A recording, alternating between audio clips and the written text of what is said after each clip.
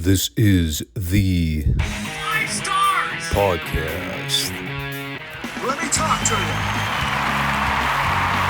Hi.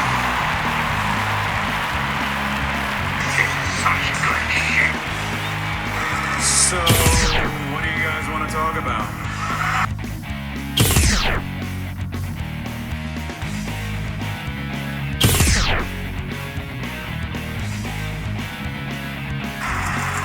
Tell me when I'm telling lies.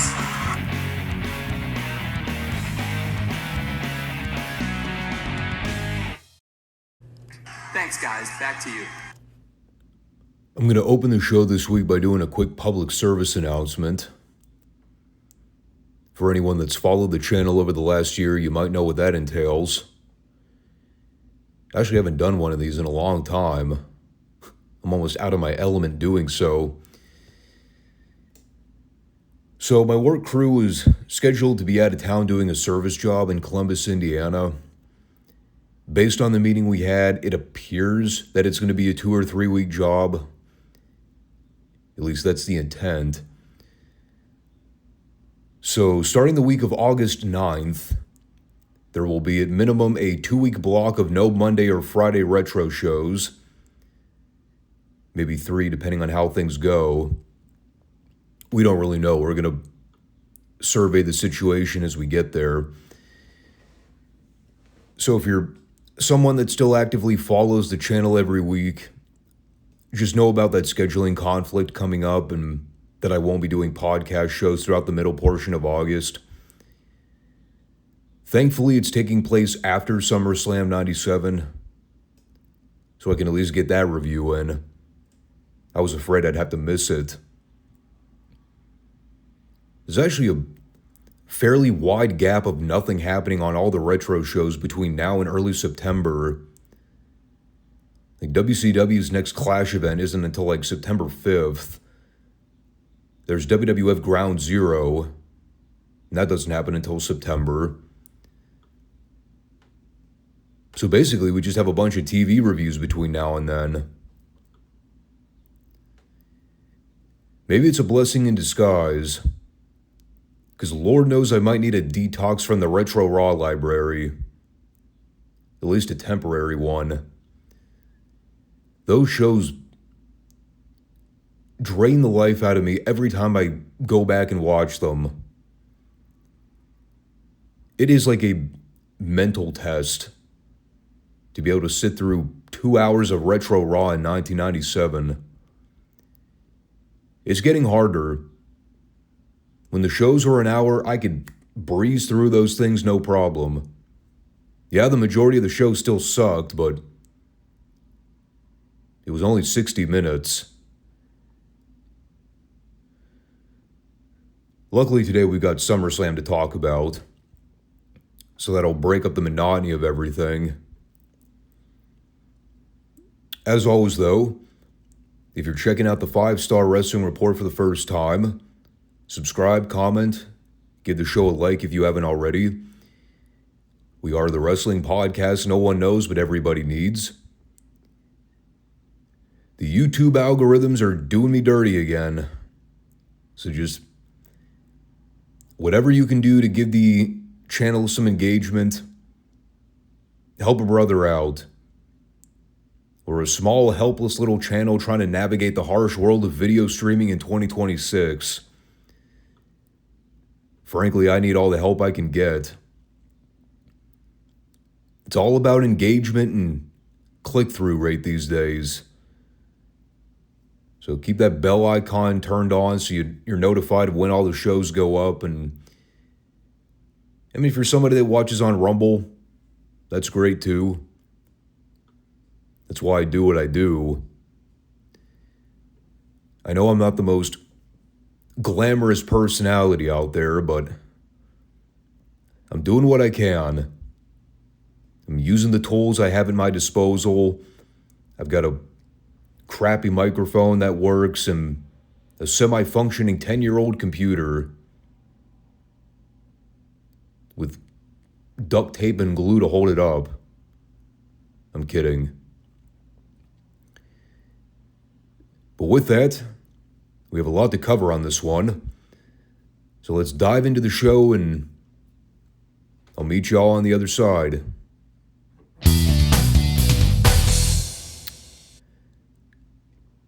Our retro reviews have led us to this. SummerSlam 97. This is a weird show. There are things that I remember about this pay-per-view like the back of my hand. Things I saw for the first time and were forever ingrained in my memory. Some not for good reasons. Take a guess on which match I'm referring to. And then there are things like that 8-man tag with all the faction geeks where it had been so far removed from my memory of ever happening. It never even registered. They announced that match later on, and I was like, oh, well, that was the thing that apparently happened that I forgot about. It's actually a very fitting description of a lot of this period of wrestling. Like, there are things that stick in your head and you never forget about for as long as you live. And then there's stuff that you see again and you're like, am I in the right year? Are we sure this didn't happen in 2000 or 2001? I even remember the finish of the main event like the back of my hand. I mean, to be fair, the Bret Undertaker title match is still considered like an all-time great pay-per-view main event, especially for the WWF. In hindsight, it's a great title match with an absolutely iconic finish. We talked about this a little bit, probably going back a month now. The whole theme for SummerSlam 97, where they set up a bunch of gimmick stipulations for the bigger card matches. And I think we talked about how a lot of them didn't really have much of payoffs, other than Pillman having to wear the dress. It was a neat little take off the old Memphis style of booking to try to hook in people to either buy tickets or order the pay-per-view. You throw in a bunch of wacky over-the-top stipulation matches to give people incentive to want to see the heels humiliated. The concept was cool on paper. I think the end results were kind of hit and miss throughout the night. I know what everybody primarily came to hear me talk about. And we are going to get to the big incident that this event is most renowned for. Everything that went down during the Austin-Owen match. As far as what led up to the final two matches on the card, I don't know about most people, but up until the Austin-Owen match in the semi-main event, I was bored to tears watching this dude. The first 5 or so matches were just nothing happening snooze fests. Now I recall why so much of this pay-per-view was a blur.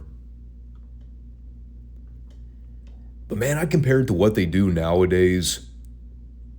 With the WWE doing these annual 2-night spectacles with WrestleMania and SummerSlam. First of all, nobody in the modern era is asking for that. And if you're one of those suckers that buys into the 2-night WrestleMania SummerSlam cards, please have your brain examined. Because something ain't right upstairs. I could barely get through a 7-match, 2.5-hour SummerSlam event from the WWF in 1997 without falling asleep. And this was still back when they actually had stars and personalities that drew money and were worth a shit. God, to think they're still running with this dumb 2-night PLE thing with their WrestleMania and SummerSlam cards. This is why I tapped out of watching modern wrestling altogether.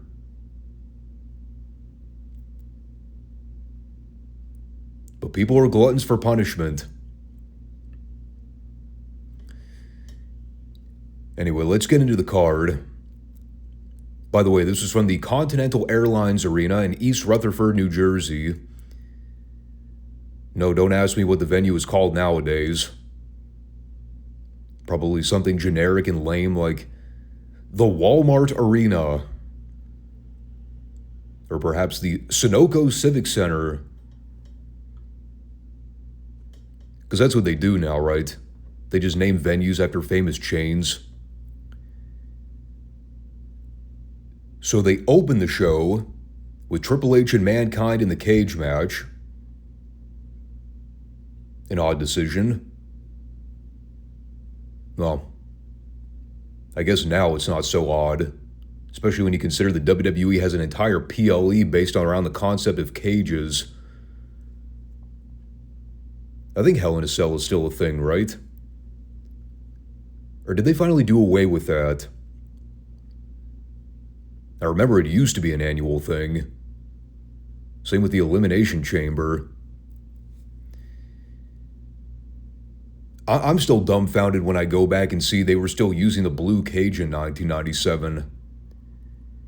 Like those thick-ass bars where you couldn't see crap that was going on in the ring. I forget when they finally modified or updated the WWF cages. Probably shortly after Hell in a Cell, if I have to imagine. Of course, it's also the typical WWF escape the cage rules, which I was never a fan of. I've had these conversations numerous times on the channel before. Apologies if you've heard the soapbox rant before.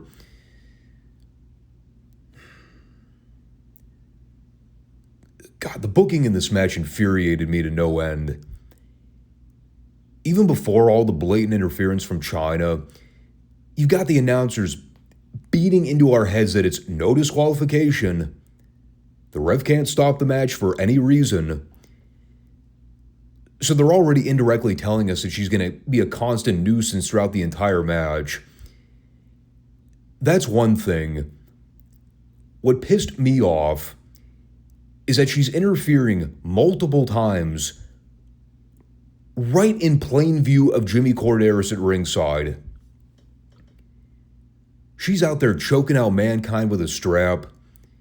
At one point, she just straight up climbs the cage to cock block him and knock him off the top of the cage.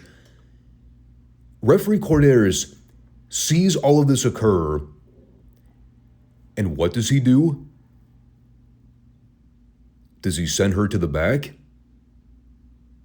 Does he bring out security and other officials to get her the fuck away from ringside so she isn't blatantly interfering? Why no? As a matter of fact, he does none of that.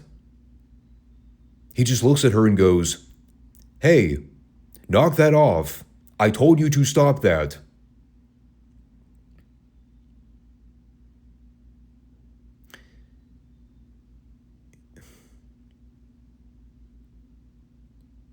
You know, here's a novel concept that doesn't completely bury your referee as an incompetent buffoon. If somebody's out at ringside and they have no business being involved, just send them to the back. Threaten to fine them. Why is this concept so difficult? When did it become a thing where referees had absolutely no authority?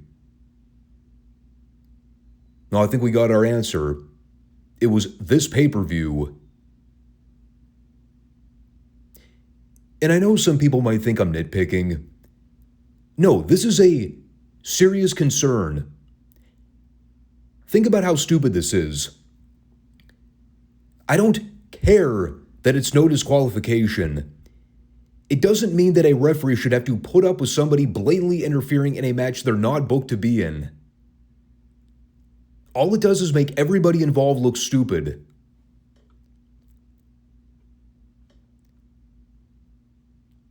Beyond all the ridiculousness of China getting involved, it's also a Hunter match in 1997, so he's fully incapable of wrestling any other style than the boring, monotonous WWF style. He's out there getting heat on Mankind, and it's soul-sucking to watch. And here's another thing that irked me to no end.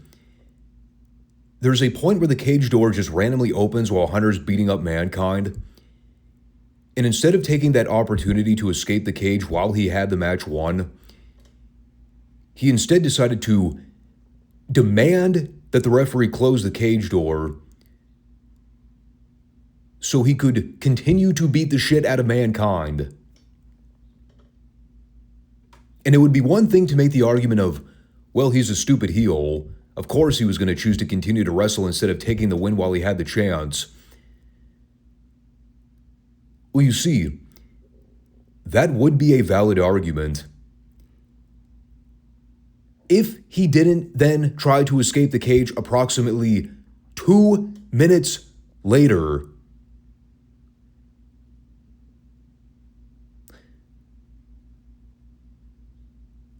So you'll never guess what happened.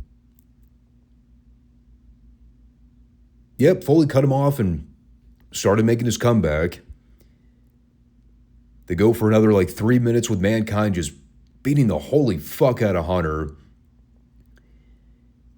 And this is finally where the overbooking just totally took me out of the rest of the match. First, they do a spot where Hunter crotches himself and gets his leg caught in the ropes. And when Mankind goes to try to crawl out of the cage, China runs over and slams the cage door into his head, followed by her grabbing Jimmy Corderas and running him into the ring steps.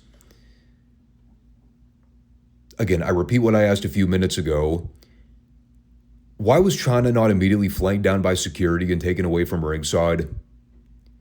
She just grabbed the referee and threw him into the ring steps. No repercussions. As a matter of fact, Jimmy was just back on his feet a few minutes later like nothing ever happened. And I didn't get this finish at all. So the cage door is open. They do a spot where China throws a chair over the cage so Hunter can use it. By the way, when she threw this chair in, not only was it millimeters away from hitting Hunter in the face, she threw the chair into the cage while the fucking legs were unfolded. I saw that and I'm like, what was your objective? Were you trying to kill Hunter here?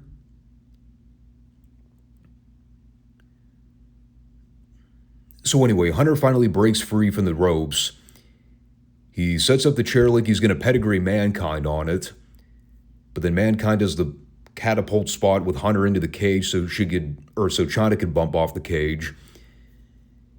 Mankind gives Hunter the DDT on the chair.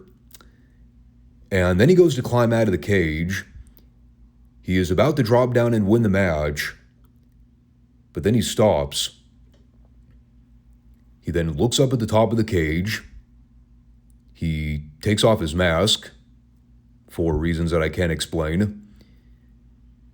Meanwhile, China is standing by the open cage door, begging for Hunter to get up and move out of the way. But he's laying there dead. Also, Mankind could give Hunter a diving elbow off the top of the cage, which the fans popped big for. I will admit that spot got over. And then Mankind went back over the cage while China gets into the ring to try to drag the dead carcass of Hunter out through the door.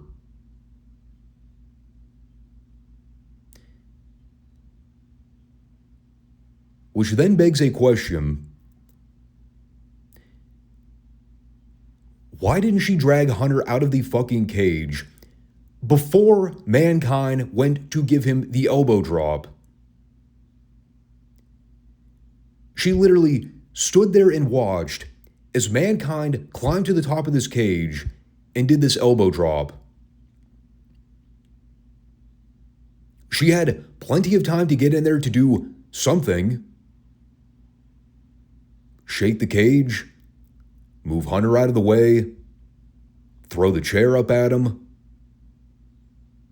But no, she just stood there and screamed in horror as Hunter was killed with this massive elbow drop. She went from intimidating bodyguard to damsel in distress in a matter of 3 seconds.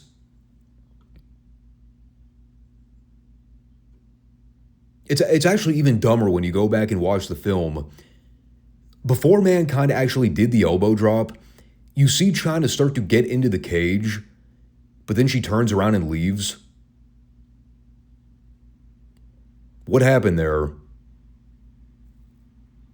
Did she jump the gun? Did she forget that Mankind was supposed to do that elbow drop spot? It still made her look idiotic when she had ample opportunity to run into the ring to make the save for this guy.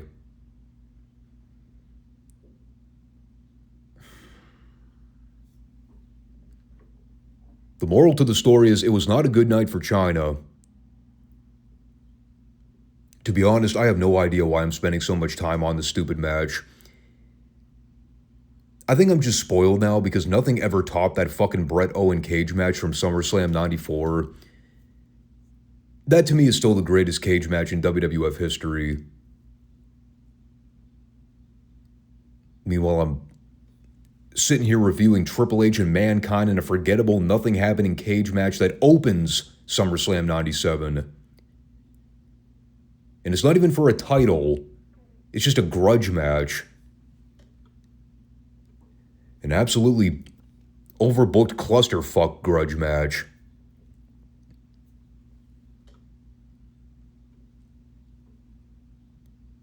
Suffice it to say, not a big fan of this one. They also had the post-match where Mankind was down selling on the floor.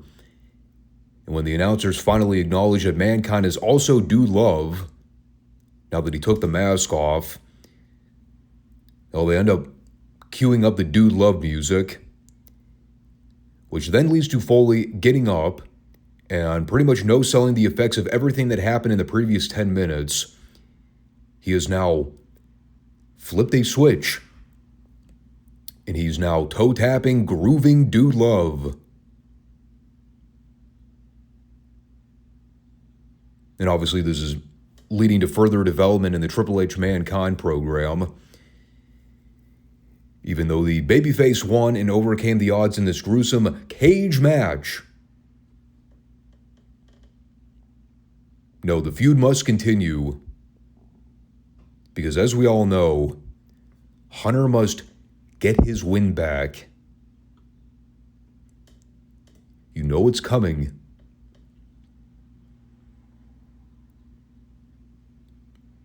So then we had the governor of New Jersey come out to give a spiel about lifting the previously imposed state tax on pro wrestling,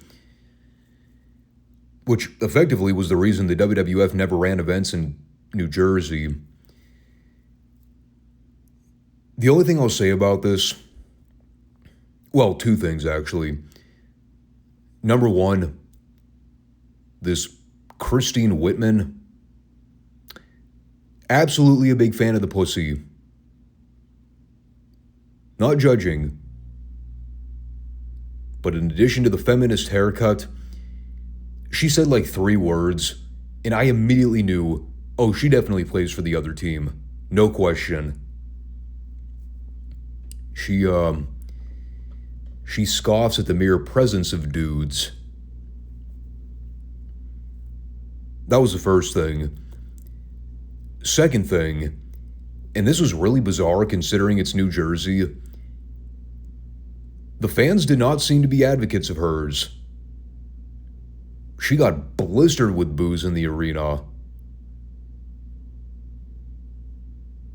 Now, I can't speak to how she was doing as her job as governor during this time. Sounds like she wasn't doing a very good job, considering that response. Or, who knows, maybe the WWF crowd just didn't give a shit about politics. And they figured, this is stupid. We don't care. So they gave her a replica WWF belt. The headbangers were out there for some reason. I have no idea why. They named her honorary WWF champion, and then she challenged the locker room to come out and fight her for the title.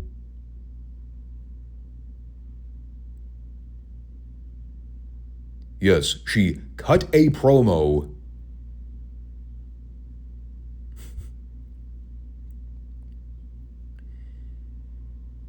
There are many things I could say about this. I'll just spare you the sarcasm to keep the review going. This is a complete waste of 5 minutes. Then we had Brian Pillman versus Goldust, where if Pillman lost, he'd have to wear a dress on TV until the next time he won a match.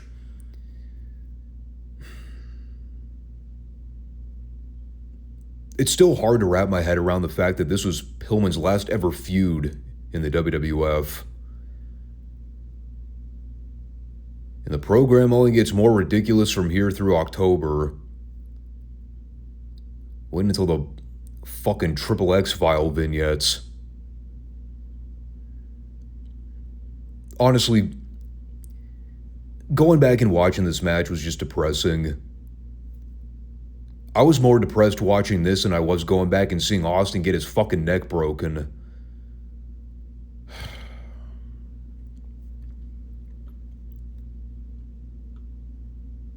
It's just hard, you know. I mean, Pillman was never the same after the car accident. He lost so much muscle mass. The surgery where they had to fuse his right ankle back together. Yeah, you just watch him move in the ring and it's so painful to look at. Mainly because you knew how much physical pain he was in. He was still Pillman, but he was so limited in his mobility. And I love Brian Pillman growing up as a kid. But man, this is just a rough period to sit through. Beyond all the physical issues with him, I mean, this just wasn't a good match, period. There's a spot where Goldust almost killed Pillman trying to shove him off the top rope to crotch him. Pillman got his leg caught on the top rope and basically landed hip first on the ring apron. They completely butchered the finish, too. I have no idea what happened at the end. It's supposed to be Pillman reversing a sunset pin right before Marlena was supposed to reach in and clock Pillman with a loaded purse. But they just were not on the same page communicating that spot. Like, you see Pillman sort of staggering to try to lean toward the ropes while Goldust has his head buried in Pillman's crotch trying to direct traffic. And then finally Pillman just kind of leans towards the ropes to eat the shot from Marlena with the gimmick purse. And then Goldust actually hit the sunset pin and got the 3. Totally got fucked up. But like I mentioned at the beginning, this was, I think, the one stipulation they actually followed through with after the pay-per-view on TV. I believe Pillman wore the dress for several weeks before the whole storyline just got overly convoluted and, well, for lack of better terms, Russo got his grimy hands on it. Then it just evolved into stupid shit with random swerves and all the goofy Pillman Triple X Files segments where they had Marlena serving as Pillman's sex slave. Oh, you think I'm kidding? Oh no, just wait. It is so much worse than you're probably giving it credit for. You know what else is horrible was the next match? The Godwins versus the Legion of Doom. This is one of those textbook cases of a match that I had totally wiped from memory of ever happening. If you put a gun to my head and asked me, did the Godwins wrestle the Legion of Doom on the SummerSlam 97 card? I probably would have said no. Sure enough, they played the Godwins music, and when I learned they were actually wrestling Hawk and Animal on this card, I was like, you've got to be ribbing. They actually put this on the pay-per-view. Indeed they did. And it was every bit as horrifying as you could imagine. Let us not forget, too, the storyline going into this match. Because yes, there was a story behind this tag match. You've probably heard me talk about it before. But after the Road Warriors broke Henry Godwin's neck on a botched Doomsday device about 4 months ago, they brought Henry back, reformed the Godwins, turned them heel for absolutely asinine reasons. I've just got to say, that to me is still even more ludicrous than the idea that Henry Godwin came back from a neck injury less than 3 months after he broke his neck. And he was already working again. The fact that they turned him heel and made the fans boo him. And then the Godwins proceeded to spend the next several weeks beating up the Road Warriors and laying them out in virtually every TV segment. Just one heat angle after another, hitting them with slob buckets, busting open Hawk Hardway with a botched DDT on the rampway. The whole feud was snake bit from the start. But this was in fact the blow-off. So they had this match. They still have not gotten the message that the babyface and Peril Hawk gimmick is the worst booking decision you can make in a Road Warriors match. It's almost as bad as seeing Phineas Godwin put Animal in a bear hug for half an hour. Also a poor decision for a babyface in peril. Road Warrior Animal. This match went something like 9 minutes. I have no idea what brain trust co-signed that, but I hope that person was immediately fired afterward.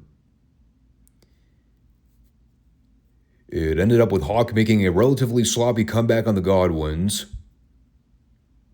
When I say relatively sloppy, I mean I've seen worse Hawk comebacks in the WWF. At least he didn't gas himself out in 30 seconds. They end up dumping Phineas out of the ring so they could tease that they're about to hit Henry with a Doomsday. But then Phineas got back in to break that up. Then the Road Warriors shit-canned Phineas again. So that way they could hit Henry with a stuffed Piledriver for the actual pinfall. The one good to come out of it is that at least they were smart enough to put the right team over.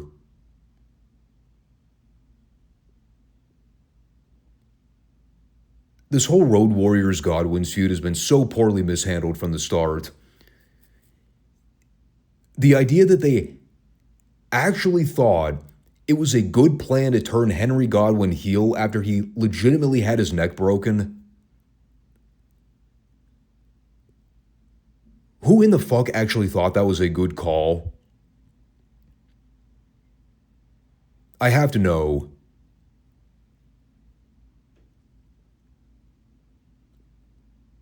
My only other comment here, believe it or not, it is still not the worst thing the Road Warriors were about to be involved with in the next calendar year. Which is truly saying something because they have done these guys zero favors since their return earlier in the year.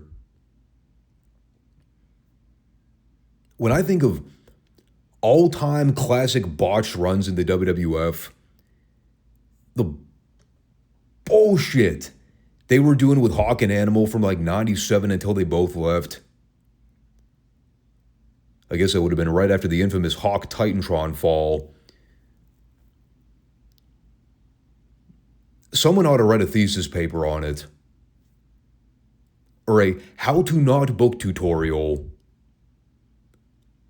See everything the WWF did with the Road Warriors in the late 90s. If you have dreams or aspirations of ever being a wrestling promoter in your lifetime, do the polar opposite of what the WWF did with Hawk and Animal from 1997 to 1998.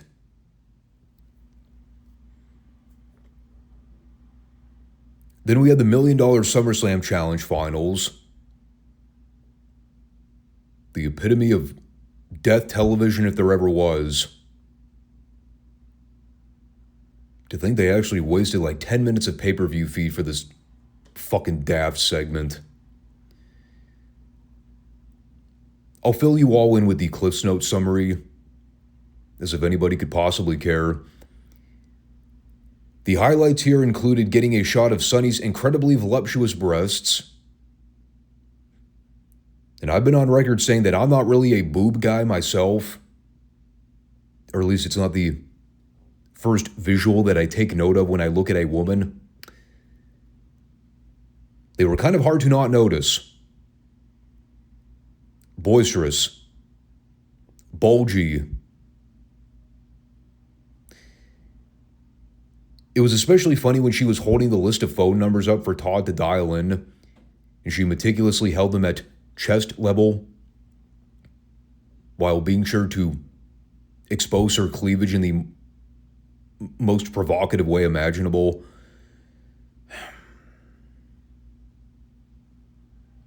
Also, speaking of Sunny, she was getting rather gropey with one of the live contestants they had show up here. I think it was one of the guys they called into on Raw the other week. Judging by the state of this guy, it was probably the most amount of female action he ever received in his lifetime. God love him. So here's the actual payoff. All the weeks they spent building up to this stupid $1 million challenge. So they selected a key from a giant board to try to open the lock of the coffin where the $1 million was stored. Turns out nobody grabbed the correct key to unlock it. So they all lost. This actually aired live on the pay-per-view. It was not a dark segment. It was not a pre-show segment. Back before they even did pre-shows. No, they actually wasted 10 minutes of airtime. All so they could reveal that everybody involved in this $1 million challenge was a loser.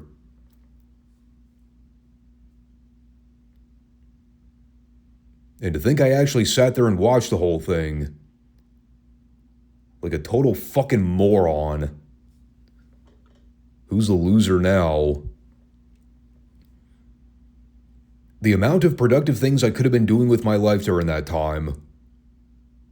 Laundry, grabbing a cup of coffee, taking a dump. It all would have been more constructive than having to sit through that fiasco.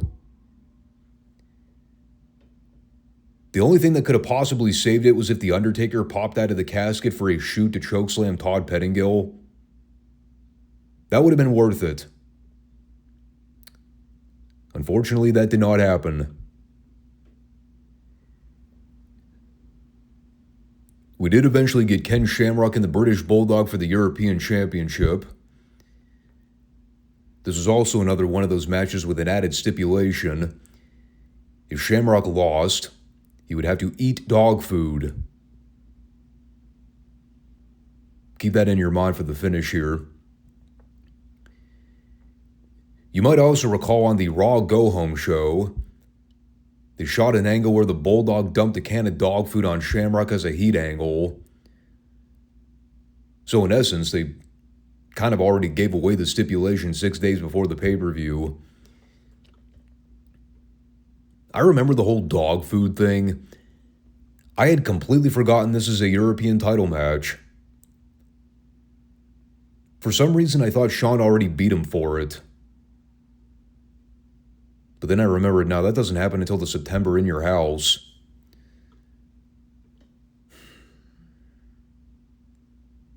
Every time I go back and see a Ken Shamrock match, I'm left completely bewildered. You know, maybe it's just the whole initial run he had in '97 before the title program of Shawn. But this is where it finally sunk in. I figured out when Shamrock officially blew up in popularity in the WWF. It was this pay-per-view. No, I'm serious.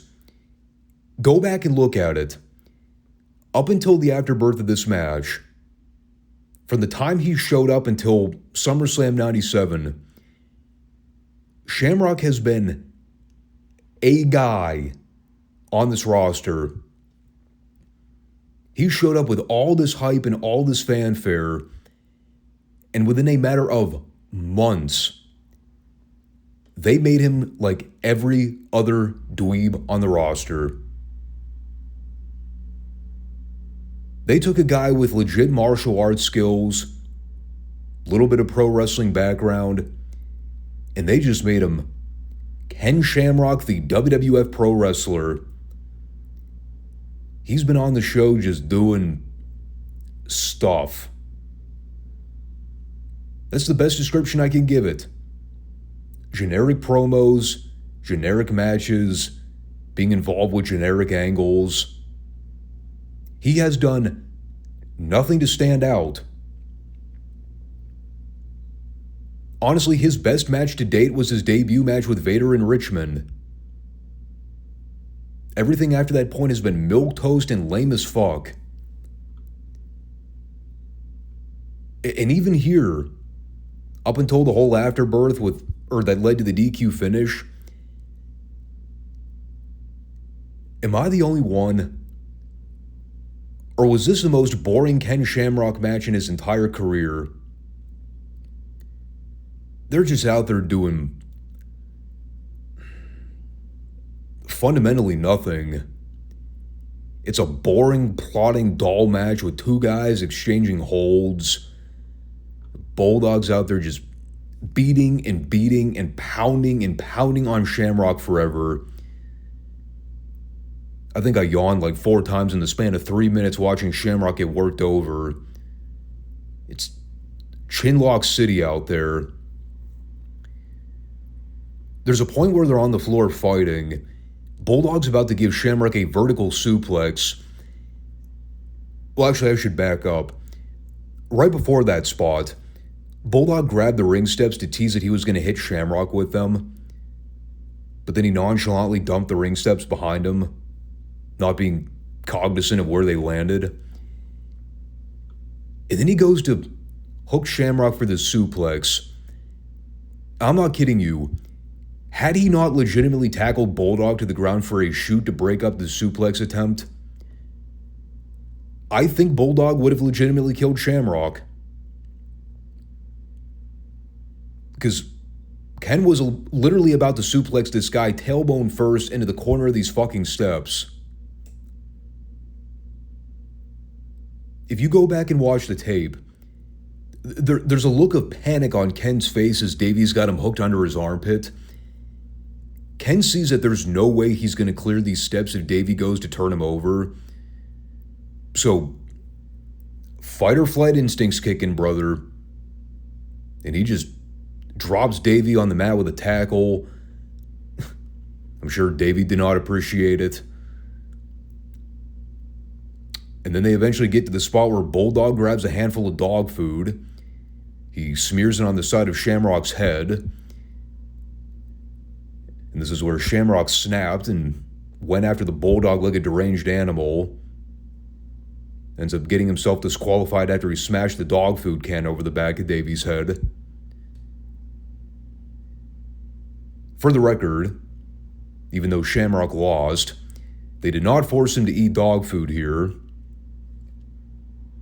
Not that anybody was going to get him to, based on everything that happened in the afterbirth.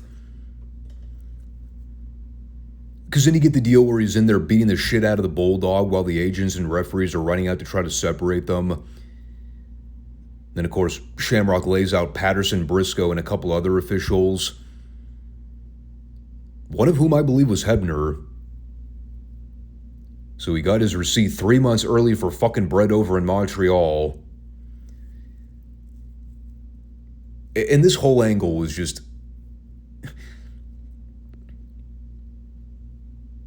was phenomenally great and hilarious at the same time. But this is where I determined this was the birth of fans going ballistic for wrestlers beating up officials and authority figures. For all the times we used to pop whenever Steve Austin would lay out Vince with a stunner, God, these fans were going ballistic to see Shamrock beating up these geeks. You got all these agents getting into the ring to try to calm the guy down, just trying to be the voice of reason here. Ken picks up Patterson, Briscoe, and Hebner. He kills them with these belly-to-belly throws, pacing around the ring like a caged lunatic, spitting blood out of his mouth, hair's all disheveled. These New Jersey fans are treating this guy like he's the biggest babyface in the world. When Shamrock finally clenched his fists and screamed into a raging fit of fury in the middle of the ring, it was the biggest ovation Shamrock had ever gotten in the WWF. And this was where it finally registered. This was the angle that solidified Shamrock as a top guy. This was the moment where he got on that hot streak for a period of time. And he was super over. People don't remember this because they fucked it up so badly. But there was a point between late 97 and early to mid 98 where Shamrock was arguably just as over as Stone Cold was. When they were having Shamrock feud with Shawn over the title, going after DX. Later on, the feud with him and The Rock in the lead up to WrestleMania 14. The Lions Den match with Owen Hart. Although I don't think that was until next year's SummerSlam. There was a time when they could have pulled the trigger on making Shamrock the guy. And I think people would have bought it. I know they had plans for Austin and they didn't want to deviate from that. Understandable. But there was a window between late 97 and early 98 where Shamrock was white fucking hot. And this was kind of where it all started. Him going crazy and beating the holy hell out of the British Bulldog and laying waste to all the WWF officials. I mean, this is also kind of Shamrock's gimmick for the rest of his tenure in the WWF, where they had him go crazy and just beat up people left and right. Because why not? It got over. Heck, this was one of the biggest pops of anything on the entire show. Aside from the finish of the main event, this is the hottest the crowd was all night. Granted, they didn't give two shits about the actual match. The match stunk. But when Shamrock blew up on Davey and destroyed every human body in sight, then he roid raged to the top of his lungs, that shit got over. It's just hysterical when I go back and listen to rabid fans go nuts for an out-of-control lunatic beating up untrained officials. Only during this era in wrestling. This would have made Shamrock the biggest heel in the territories. If they did this in the late 70s, early 80s, there's no way that people would have cheered for him. But in 1997, the fans loved this stuff. And it was only about to get more epic once we had Austin laying out Vince McMahon on TV every week for the next 2 years.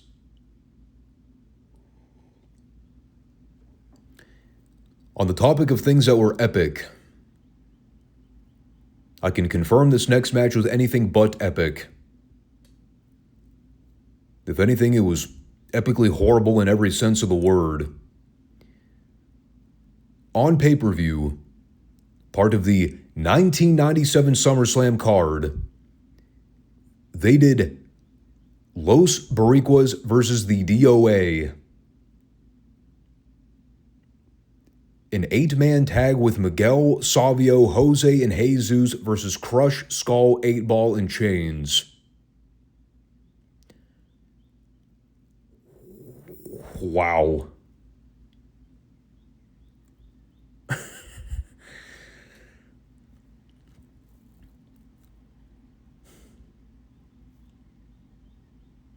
I'm at a loss for words. I'm trying to think of the best way to phrase what I'm about to say here. There are matches that you recall for being infamously bad throughout time.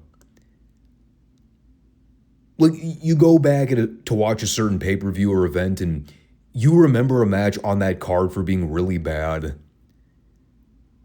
Undertaker, Giant Gonzalez, WrestleMania 9. Diesel, Mabel, SummerSlam 95. Hogan Warrior in WCW. Whatever year that was. Halloween Havoc 97 or 98. There are those matches, the iconically bad matches, and then there are the ones where they're not as memorable. You don't remember jack shit about anything that happened, but you can look at the participants on paper and think, there's no way in hell this is going to be any good. This was an example of the latter. Except I still underestimated just how bad it would be ahead of time. I gave Crush, Brian Lee, and the Harris Boys too much credit. I misjudged how they were even worse than I remember them being.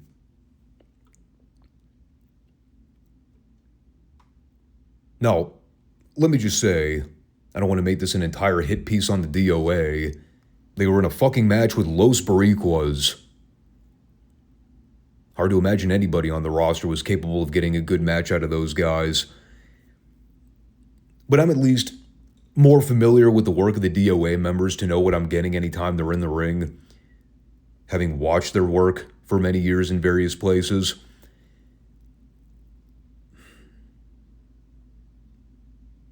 I'm still trying to rationalize a situation where I'm supposed to buy that a group of bikers are viewed as babyfaces. But unless I'm completely misremembering the feud here, I'm pretty sure the DOA are supposed to be the good guys.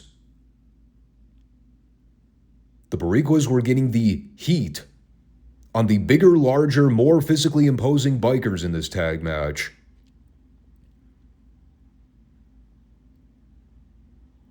Because that makes sense only to the goofballs putting this program together.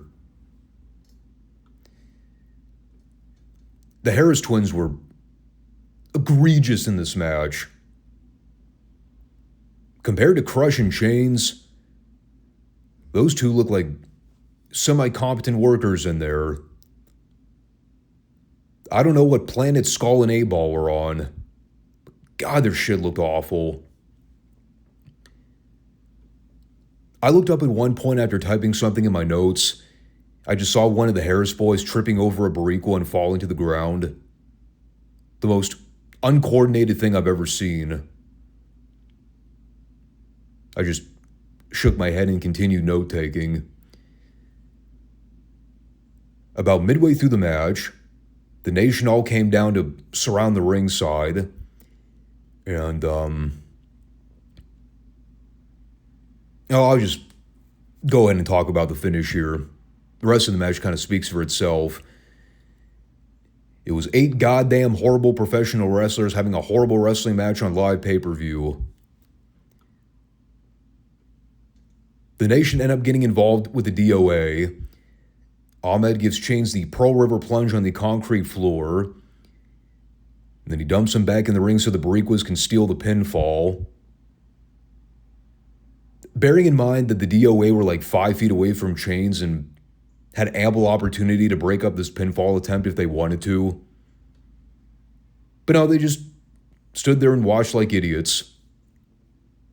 I continue to assert that this faction warfare garbage is the worst thing in professional wrestling in all of 1997. to this day, still have not gotten a clear-cut answer on who the good guys and bad guys are, why these different factions are mad at each other, or more importantly, why I should care.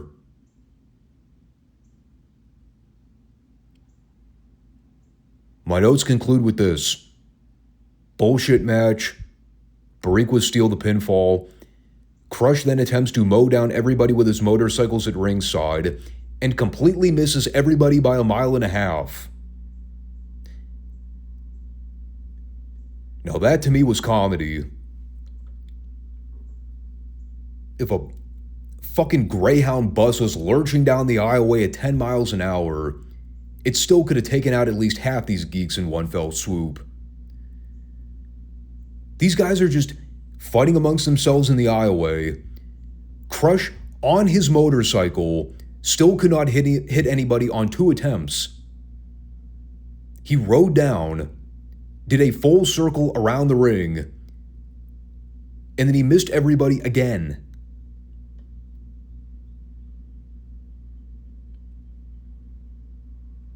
That is some pretty piss poor aim.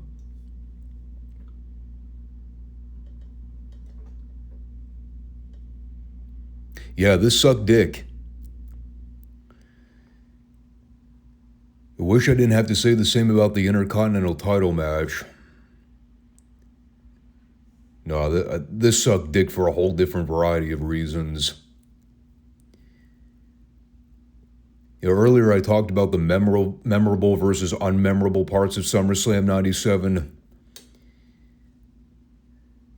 This Owen Hart versus Steve Austin match.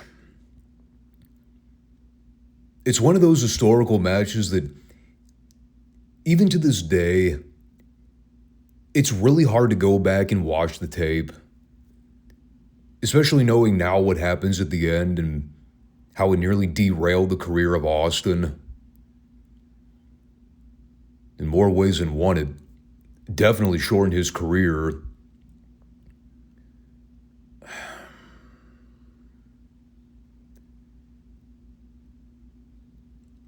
So much has been said about this over the years. I've gone back and studied this finish throughout the years, like the Zapruder film. Trying to just logically and methodically figure out what in the hell Owen was thinking trying to give Austin that inverted piledriver. To this day, I still have not come to any rational conclusion. I'm a big fan of Owen Hart. Always was. But seeing him give Austin that piledriver, it is still mind-boggling to me that, well, A, Owen thought he would in any way be able to safely pull that off, or B, that Austin would willingly take it. It's one of those moves that would never get approved in WWE today, because they got agents and producers micromanaging every spot that the boys do in their matches. If anybody even conceived of the idea of wanting to do a leaping inverted piledriver, ixnayed. That shit would have got shut down immediately. Which I would have agreed with. Unless you're the fucking Undertaker or Kane, there's a reason the WWE would not let anybody else use the piledriver spot. Even the standard piledriver, which is one of the safest moves you could pull off in wrestling if you knew what you were doing. By the way, I know I completely glossed over the first 12 or so minutes of this match. I'll try to circle back to that in a few minutes. I'm just covering the nuts and bolts of what people talk about with this match. And it wasn't even like when Scott Steiner used to do the screwdriver finish. Because I remember seeing him do that for the first time and thinking, I hope to God he never does it again. Because that could undeniably kill somebody if it went wrong. Then, of course, he never did. Because he's fucking Scott Steiner. Genetic freak of nature. But like even that move was different from what Owen did here. Because with the screwdriver finish, Scotty used to hold the guy up higher, and the brunt of the impact was on Scott's ass when he would drop the guy. Normally the guy's head wouldn't come remotely close to actually making contact with the ring mat. I'm sure everybody's at least seen the clip. If for whatever reason you've never seen it before, I don't encourage you to watch it if you're very squeamish. So I'll give you the synopsis of what happened. Owen goes to pick up Austin like he's about to give him the tombstone. But instead of dropping down on his knees, Owen leaps into the air to do some version of a seated piledriver, and he drops Austin straight down on his goddamn neck. And you knew the minute Austin's head made contact with the mat, you knew he was fucked. It threw off the chemistry for the remainder of the match because now they're trying to work around the reality that Austin has his neck broken.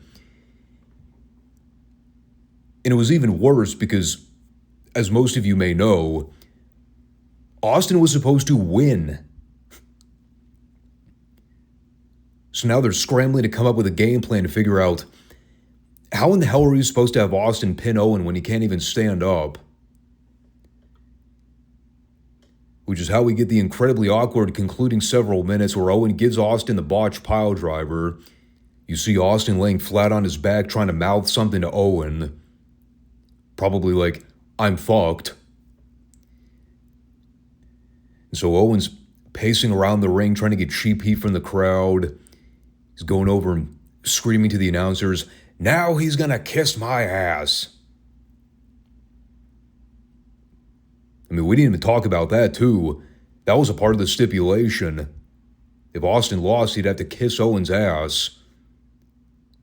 So at that point, you really knew they were fucked. They couldn't even pull the audible of having Owen just win the damn match. And I don't know where you rate this on the spectrum of genius audible calls and wrestling finishes, but they basically come up with the on-the-spot call where Owen's talking with Hebner about something. You see him look down and mouth something to Austin momentarily. Whatever he was even cognizant of taking note of at this point. Probably just caught wind of him going sunset roll up. And when Owen goes to jaw jack with the fans, Austin, in his barely mobile state, does one of the worst schoolboy roll-ups on Owen. Sort of a schoolboy, more like a sunset. Hebner counts to 3. And again, you have to remember, Austin's entire body from the neck down is effectively numb. So there's virtually no leverage when he goes to stack up Owen. God, a fucking toddler could have kicked out of this schoolboy. But Owen had to pretend like he was incapable of kicking out. So it really looked bad. And it's like,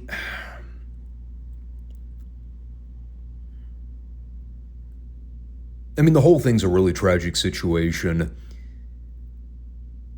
I don't ever recall if there was a resolution before Owen died, but I know for a fact that he and Austin had legit heat after all this went down. Which,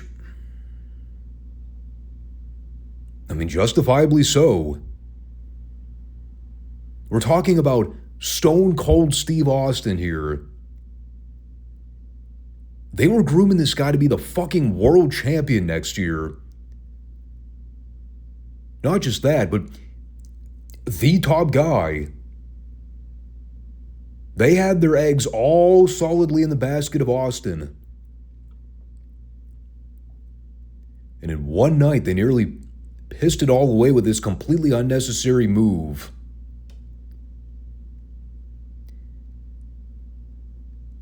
But here's the wild thing, and we're not going to talk about this because we're not reviewing the Fallout episode of Raw.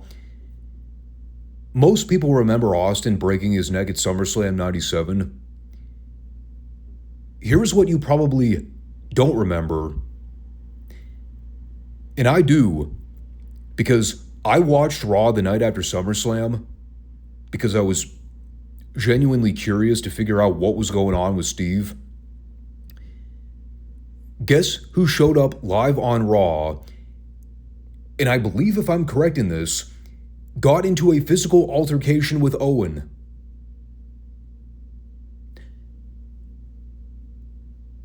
Stone Cold Steve Austin.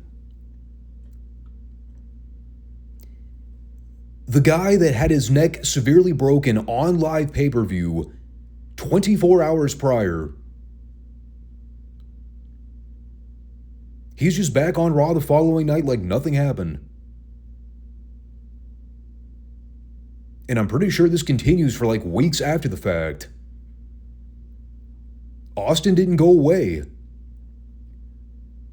He was still on the show for like every week until he got cleared. Now, it was still about 4 months before he got back into the ring to wrestle, but he was out there doing angles and cutting promos.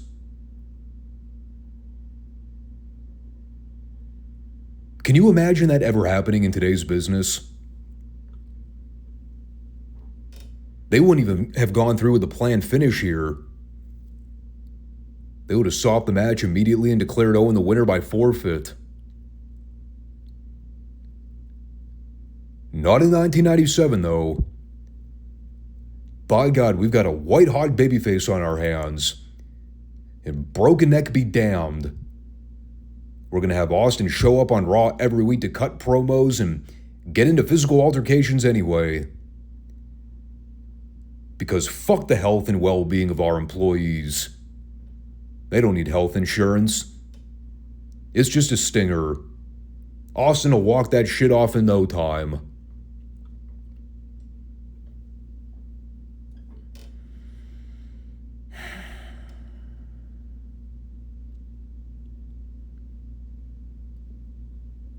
It was a different era. What can I say? The moral to the story is, don't watch this match unless you have a fascination with seeing guys get dropped on their necks and nearly killed. Even everything before the accident. I mean, it's a very technically sound professional wrestling match. There's nothing unique about it. Up to this point, it was the best match on the card, no question. But it was nowhere near a classic match for either Austin or Owen. And they just took turns trading big moves, tons of near falls, which the crowd was into. They both worked over body parts. Again, there was nothing wrong with the action leading up to the botched Piledriver. But, you know, at the same time, it's not like people were witnessing a classic pay-per-view match before all that went down. It was just the closing several minutes that left a lasting impression. Even when the announcers declared Austin the winner, it was like, yeah, he got the initial pop for the title switch, but the fans didn't pop when Owen got that pinfall on Owen. Because everybody knew in the building that something was wrong. They could tell. Once they saw Austin actually get to his feet and showed that he was stable enough to actually stand up for a few seconds, then they all went crazy and cheered. And then the reality finally set in with the announcers that it was more than a stinger. That was the amazing part. Vince could not get off that topic. It's just a stinger, pal. Then they saw Austin's legs jiggling like jello. And they're like, oh, no, this is much worse than we're thinking. This guy is fucked 6 ways from Sunday. Understandably so. I'm sure Vince was panicking. Probably wondering, what am I going to do? I mean, up to this point, they didn't know what was happening. Yeah, Austin could walk. That was a blessing. But would he ever get cleared to wrestle again? They had no idea. There was a lot of uncertainty coming out of this show. God, and of all people, fucking Austin, the guy they've been solidly building up for the past year to be the top guy, the one to carry this company into the next several years. Because remember, they're slowly phasing out of this new generation era. The Brets and the Shawns of the world, I mean, yeah, they're still active, but they ain't getting any younger. Vince was seeing the new direction he needed to take the company, and he knew that he wanted to use Austin as that foundation, that building block to base everything around.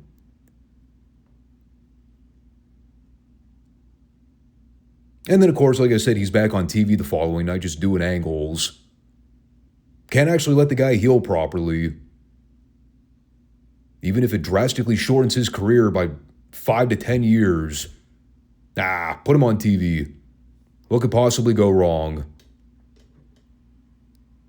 It's like juggling with knives. You're just asking for trouble. So the ultimate takeaway from all this, thank God for the main event. Because had it not been for this Undertaker Bret Hart WWF title match, I know I'm prone to hyperbole at times, but I'm serious. This may have ranked among one of the all-time worst SummerSlams. Had it not been for the main event. I don't know if they originally intended for this match to go nearly a half hour. My assumption is that they probably planned for Austin Owen to go a few minutes longer at least. But if anybody was capable of working a longer main event match and keeping it attention-grabbing, these were the right guys to do it with. Undertaker versus Bret Hart. Shawn is a special guest referee. If Bret loses, he can never wrestle in the U.S. again. This match was brilliantly booked and brilliantly worked. When you think about it, not only the build here, but everything in the lead up to the finish, as well as the aftermath and where they took all the different parties afterward, it is unquestionably one of the best needle-moving story developments in all of 1997. The way that things just seemingly flowed into the next series of events throughout the fall, it was all a result of what they did in this match. We already know about the Bret-Shawn thing. They've been thorns in each other's side for well over a year now, and it's only bubbled up significantly in the last month or two. But then you throw The Undertaker into all this, and it was one of those naturally well-done organic story angles that helped to prolong the final Bret-Shawn match until November. And we always overlook this because Bret's been a heel for months now. But even though he's been primarily feuding with Shawn on and off, Shawn has also been a heel. I know we like to think it's that 50 Shades of Grey BS, but no. We've been following the shows. Yes, he's been interacting with a lot of the baby faces, but Shawn's been a dick on TV for a long time now. And I've been saying, the Bret-Shawn feud, it's one of the greatest heel versus heel programs in all of wrestling. Because it was so natural and so believable. They didn't need to force feed anything. You put these two egomaniacal, self-righteous pricks jockeying for the top spot and being jealous of one another's successes. You put them in the ring at the same time together. It was a great working feud. because it was also legit. And everybody knew it. Everybody knew that Shawn and Bret couldn't stand each other. But they set up the stipulation going in. If Shawn favored The Undertaker or did anything that looked to be remotely biased officiating, then Shawn would be banned from ever wrestling in the States again. So even if Shawn wanted to fuck Bret here in storyline, he couldn't. That was a great detail that they made sure to address. And let me just say too, I know I'm jumping topics here, but when it comes to The Undertaker, I have said this for a long time. He has been handed a lot of crap to work with over the years. When you go back and analyze a lot of what he was doing from the mid to late 90s, it is honestly a miracle they didn't drive this guy out of the company. Between the awful booking and, God, the hideous matches with the likes of Diesel and Yoko and fucking Mabel, programs that never gel from the start. And then you go back and see his work with Bret, and you're reminded, Mark Calloway was an extremely gifted talent who could work his fucking ass off. When he had opponents who could move and could actually do stuff, Undertaker had some great matches throughout his career. I know, crazy, right? It was all about finding the right dance partner. And Lord knows the WWF wasted so many of his peak years trying to program him with guys who couldn't wrestle their way out of a wet paper bag. Sometimes I legitimately thought they were doing it to rib him. Or to run him out of the promotion. I never understood it. It was just one failed big guy feud after another. It might have been a case where in Vince's mind he knew how talented The Undertaker was, so he figured maybe he could get something out of these big lumbering buffoons. God knows Mark tried, but he wasn't a miracle worker. And then, man, you look at Taker and Bret. They had so much great chemistry together, dude. It was fantastic. These guys are out there having an absolute barn burner. Bret's getting mauled and beaten from pillar to post throughout this thing. His selling is outstanding. Like every so often, he would get the upper hand on The Undertaker and have him on the defense. But as I've stated many times, it's a lot like the hawk and animal conversation, honestly. Undertaker matches, they only really excel when he's the one controlling the pace.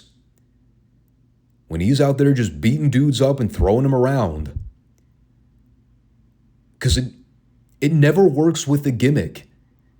When The Undertaker's the babyface in peril, and he has to sell and he has to fight to overcome the odds, it just doesn't work. Nobody ever bought it. But The Undertaker being the unstoppable powerhouse brick wall, that works. If he does get cut off, it's only when the heels do something dastardly.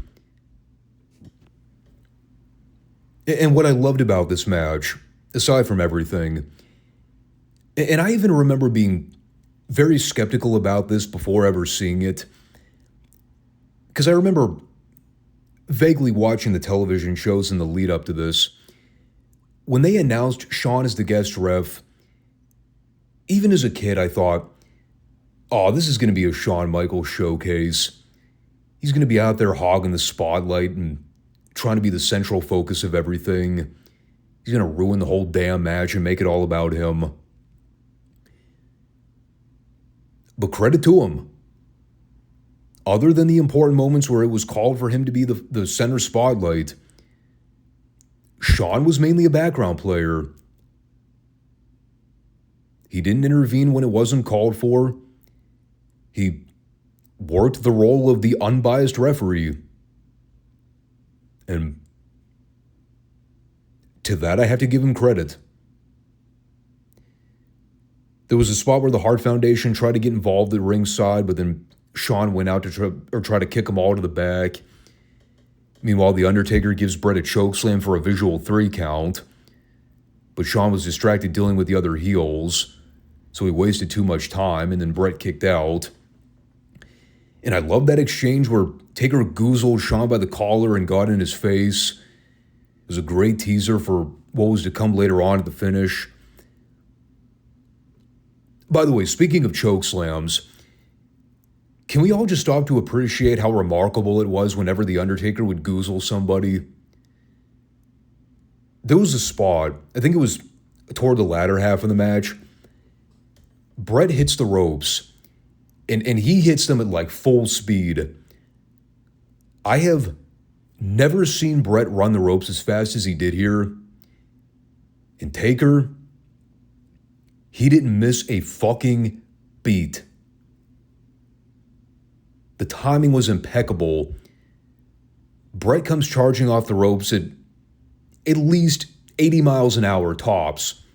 He's just sprinting as fast as he can. Taker just grabs Bret by the throat like he's catching a baseball. Gives him this huge choke slam. It was my favorite spot in the entire match. Discount the finish. It was so awesome. And of course, they're building to the spot where Bret finally locks Taker in the sharpshooter. But Undertaker powers out and sends Bret flying out to the floor. The announcers, I believe, put over that it was the first time anybody had ever broken out of the sharpshooter. And so now Bret's desperate. Gets back in the ring and pulls Taker toward the ring post to try to put on an illegal sharpshooter.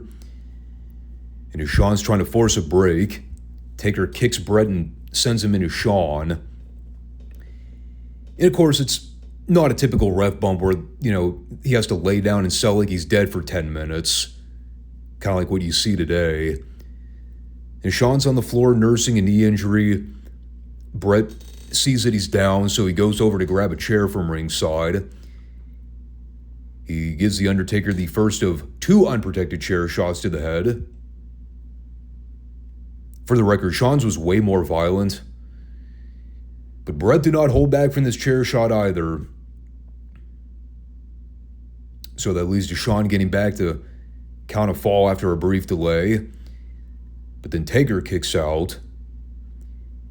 And as Bret and Shawn are having their back and forth argument, Shawn looks down and sees the chair that Bret used.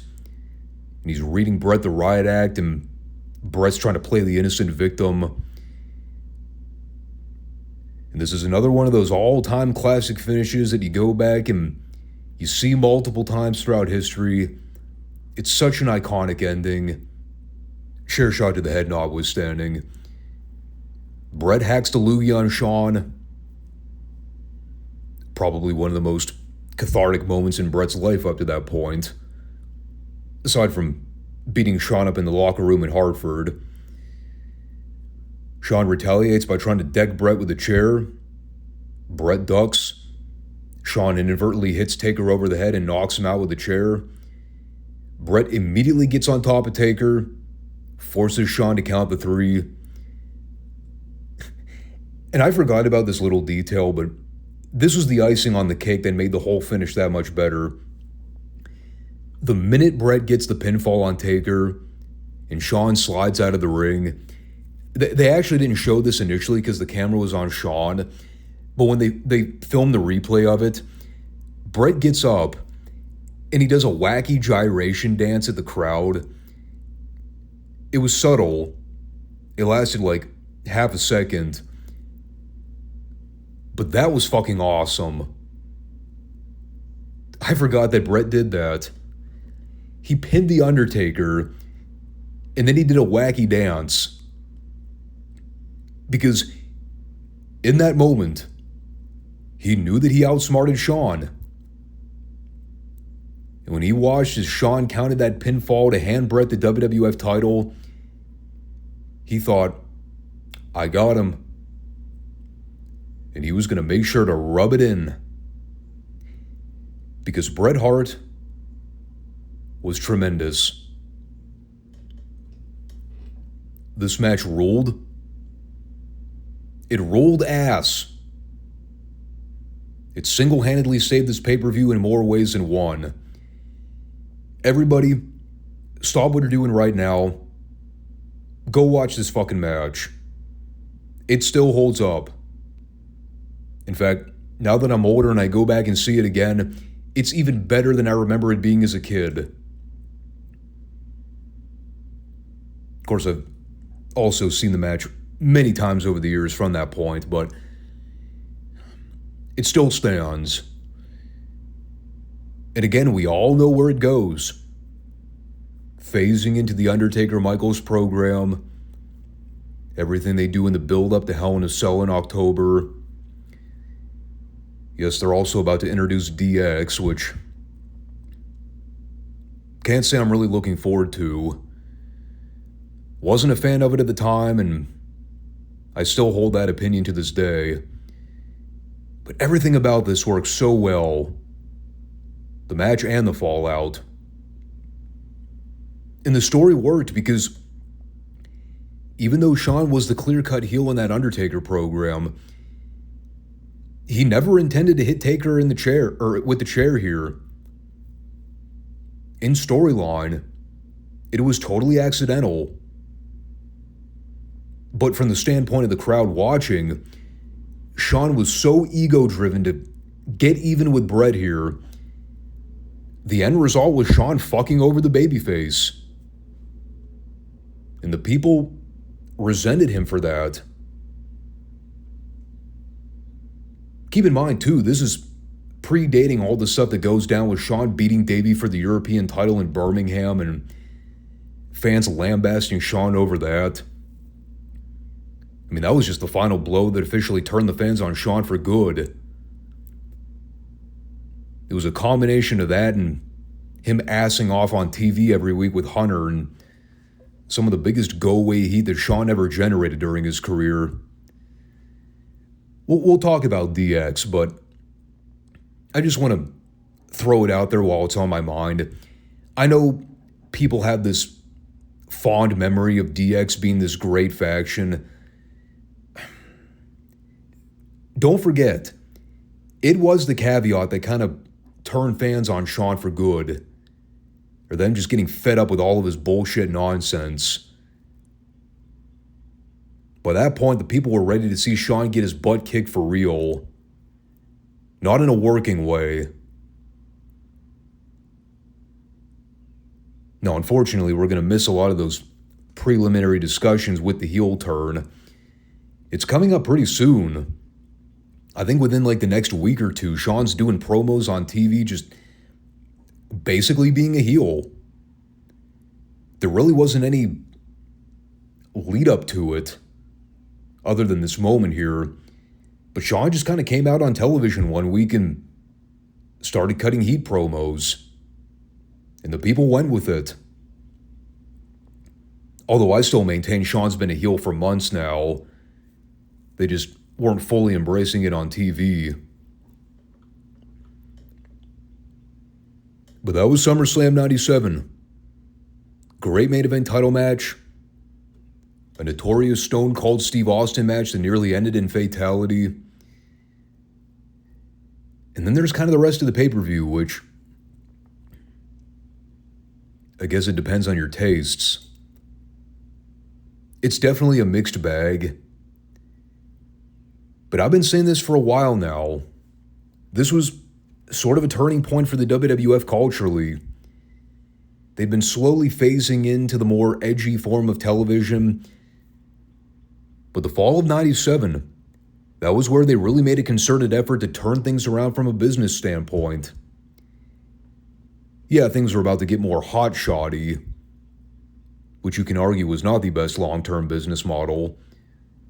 But I would definitely say from now up through Montreal, WWF was becoming the more must-see weekly product. Even though WCW was still kicking their asses in the ratings for another 5 or 6 months, by now, I think the NWO novelty had started to kind of wear off with fans. Even though they were still in the build to Hogan and Sting at Starrcade, the product was becoming a lot staler and less captivating. I was finding myself kind of bored with Nitro during this time. Whereas with the WWF, people were catching on to the signs that the presentation was changing. There was a curiosity about the product that wasn't there even dating back to the spring of this year, when business was really in the toilet. And we're going to unpack a lot of that over the next several months and see how much of it still holds up in the modern era. But that was our long-winded SummerSlam 97 recap. And on that note, I'm going to get out of here. So, there will be a Friday show this coming week. And there will also be a follow-up Raw next Monday. And then from that point forward, over the next couple weeks, there will be a brief hiatus on the channel. So, keep noted for that. But folks, thanks for watching. I appreciate everybody that comes back to check out the show, and I'll talk to y'all soon. Got a lot of editing to do, so I'm not going to waste any time. Take care all, and peace out.